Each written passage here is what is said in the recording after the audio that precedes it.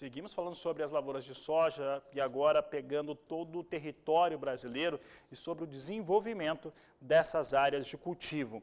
Para falar a respeito deste assunto, eu vou conversar agora com Felipe Reis, analista da Geosys, que traz o seu ponto de vista sobre o que vem acontecendo em todo o Brasil.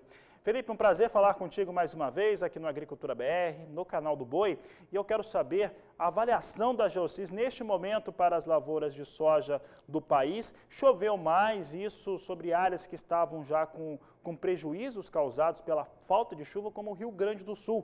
Mudou alguma coisa em relação a essa perspectiva? Boa tarde, seja bem-vindo. Boa tarde, Fabiano. Sempre um prazer estar com vocês, né, mais uma vez. Então, vamos lá. Como sempre, eu vou focar aí no NDVI, Índice de Vegetação, né, é o indicador que aponta o vigor das lavouras, e também vou focar na precipitação acumulada e umidade do solo. Falando primeiro do Brasil, a gente registrou nas últimas semanas fortes chuvas, principalmente no sul do país, né, desde Mato Grosso do Sul, que foi onde saiu um pouquinho do sul, e aí Paraná, Santa Catarina e Rio Grande do Sul. Para o Paraná e Mato Grosso do Sul, você pode aí ter alguns problemas relacionados a essa alta precipitação. Seria, então, para o Paraná, por exemplo, caso continue nesse ritmo, né, um atraso da colheita. Vamos lembrar que já teve um atraso da semeadura, não tanto quanto no Mato Grosso, mas houve um certo atraso também no Paraná, e também a disseminação de doenças, né?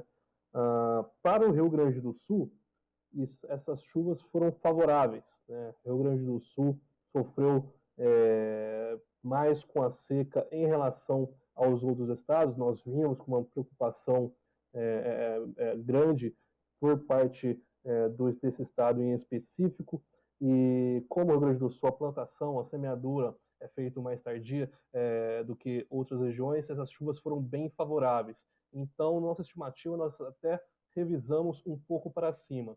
Quando a gente utiliza o NDVI como indicador, o vigor das lavouras no Rio Grande do Sul veio melhorando com essas chuvas, e no Paraná, até onde a gente consegue, até os últimos dias, até o primeiro dia de fevereiro, nós não observamos nenhuma deterioração decorrente das chuvas, mas é claro que a gente ainda tem que esperar mais alguns dias para consolidar essa afirmação, né? Mas, de uma maneira geral, essas chuvas foram favoráveis para o Rio Grande do Sul e podem causar certos prejuízos em algumas outras regiões, destacando aí o Paraná. Esses parâmetros que você citou agora devolvem aquele potencial produtivo inicial para a lavoura, Felipe, em relação à soja brasileira principalmente, falando aí nas medidas, naquela expectativa de produção do país? Fabiano, vamos falar primeiro um pouco então de atraso da colheita, né? Nós observamos uma situação singular aí em Mato Grosso, né? Mato Grosso é onde está mais atrasado a colheita. Isso pode ser um problema. Quando a gente utiliza o NDVI como indicador novamente, a gente vê um alongamento do ciclo em Mato Grosso, né? Isso pode ser favorável até mesmo para lavouras de soja, mas esse alongamento do ciclo e essa demora, esse atraso na colheita, deve impactar, reduzindo a janela ideal de plantio para o milho safrinha. Então, Mato Grosso já surge uma próxima preocupação grande, que é em relação ao milho safrinha. Para as outras regiões, a gente ainda tem que ficar atento, porque realmente a gente pode ter alguns prejuízos, algumas reduções das estimativas estaduais em relação a ferrugens e a ferrugem asiática, e também a perda da qualidade da soja. Mas, de uma maneira geral, a nossa estimativa, por exemplo, que está um pouquinho abaixo da Conab, está em 130,8 milhões de toneladas, o que já seria recorde de produção nacional. Mesmo que a gente tenha uma queda ainda maior do que a gente espera, vamos falar aí 126, 127 milhões de toneladas, ainda assim, fazendo uma análise histórica, essa seria uma boa produção nacional. Não seria a melhor produtividade, mas seria uma produção como um todo, devido ao aumento de área da soja, muito boa. Felipe, a Argentina talvez seja um dos elementos que mais tem pesado quando se fala, talvez não, seguramente o que mais pesa quando falamos a respeito de produção na América do Sul, e principalmente em torno das expectativas que estavam em torno de perda de 12 milhões a 14 milhões de toneladas nesta safra e determinando muito os negócios internacionais, principalmente os valores de referência em Chicago. Lá na Argentina, a situação ficou melhor a ponto de a quebra não ser tão expressiva quanto estava se pensando antes? A Argentina ela vinha com uma seca, assim como o Rio Grande do Sul, na verdade mais intensa que a do Rio Grande do Sul. A gente estava com uma preocupação muito grande em relação à Argentina.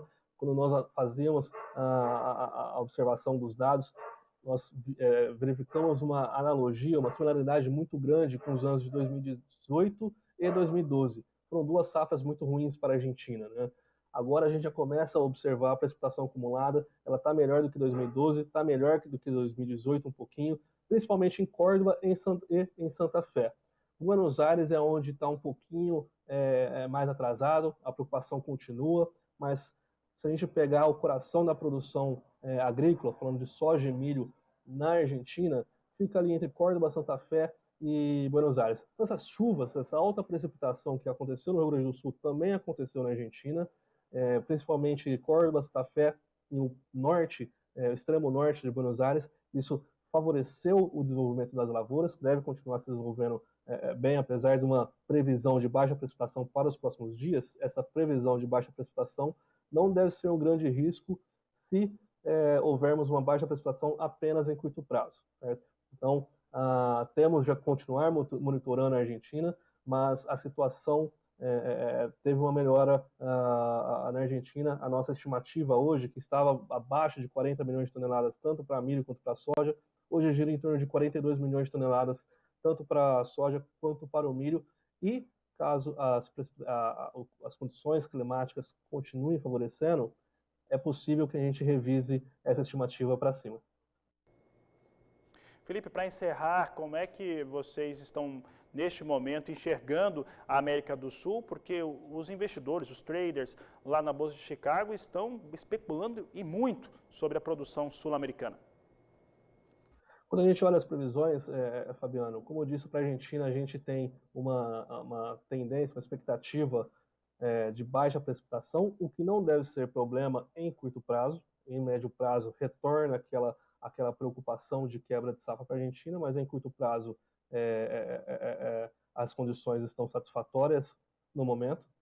Para o Brasil, nós temos uma expectativa de baixa precipitação no Paraná, em Santa Catarina e no Rio Grande do Sul, o que deve diminuir aí os riscos para o Paraná, tá?